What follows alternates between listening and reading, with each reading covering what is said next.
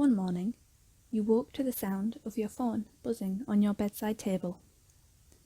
You hadn't set an alarm last night, which meant, shockingly, that someone was ringing you. No one ever rang you. You lived in the age of texts and messengers. No one rang anyone anymore. You rolled over and flopped your hand around, trying to locate your phone. Once you had, you held it close to your face, squinting at the brightness of it in the darkness of your room, and read the word, Kachan. Forcing yourself to wake up, you rolled onto your stomach, wiping your hand down your face, and pressed the accept call button on the phone. Katsuki, you mumbled, unable to make your voice work so early in the morning. What's up? It's too early to exist. Open your damn fucking door. I've been stood out here for 10 fucking minutes. He hung up promptly after that.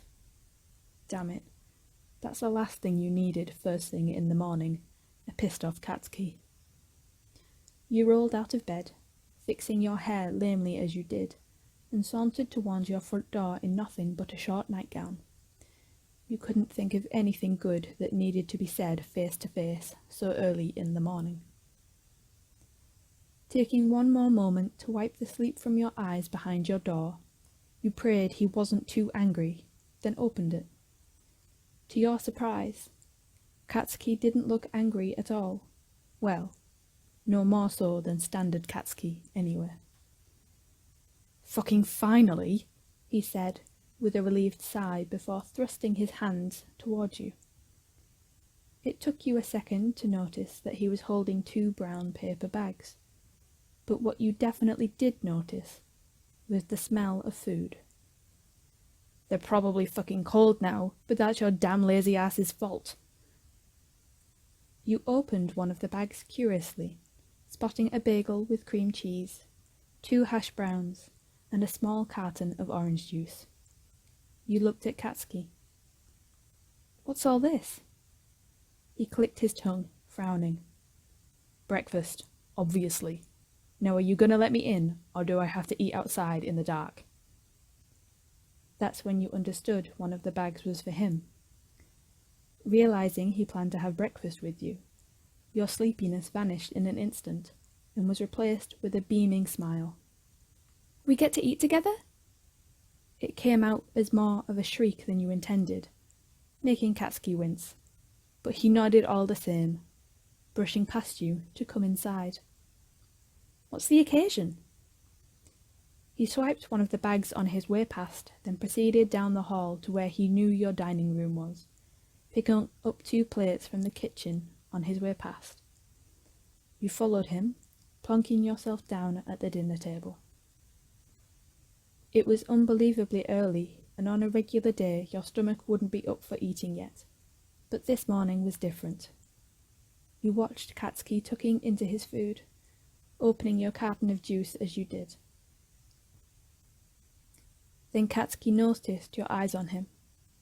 He jerked his head at you, silently asking, "The fuck are you looking at?" You chuckled once and drank a gulp of juice, only for Katsuki to make a noise this time, urging you to talk. You almost snorted the juice out your nose. "This is nice," you said after recovering. "But it's so early. Where's the rush?" Katsuki was about to take another bite of bagel, but he put it down to fix a glare on you. "Fuck you! It was this early or never." You wondered what he meant until it dawned on you that he must have work today, like you did. You looked at the clock on the wall. "What time do you start?" He glanced up at the clock too. "In an hour." "An hour?" You sounded alarmed. He wasn't dressed for work, which meant he still had to go back home, get changed, and get to work, and yet he was munching away at a leisurely pace. Your heart swelled. "Kachan, you didn't have to." It sounded like a soft purr. You wanted to reprimand him, but you knew he was doing this to spend more time with you. Life got in the way a lot, and you had hardly seen each other in recent times. Truthfully, If he hadn't shown up today, you weren't sure when you would have seen him next. Relax, you spaz. I've got plenty of time. He tried to act indifferent, but you caught the slight twinge of pink in his cheeks, like you knew you'd caught him doting on you. As if to reinstate his uncaring, brash personality, he added with a click of the tongue, "You're damn lazy. You waste half the day in bed, so I thought I'd make you get up and do shit for once." His trying too hard outburst only made you smile more.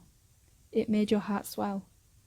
Sometimes you wished he could just do something sweet and own up to it, but the fact he tried to hide it amongst snarky comebacks made it just that little bit cuter. Putting your food down, you got up out of your chair and walked round to Katsuki. He looked alarmed, putting the bagel down just in time for you to collide with him, wrapping your arms around his head in a hug. "You're so lovely," you gushed, purposefully cuddling him to embarrass him. On cue, he clawed at your hands, half-heartedly trying to pull you off. You knew he loved your affection, really.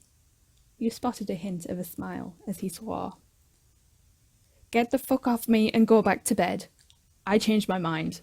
You're better when you're unconscious." You leaned down, placing a soft kiss on the top of his head. "Good morning to you too, Kat-chan."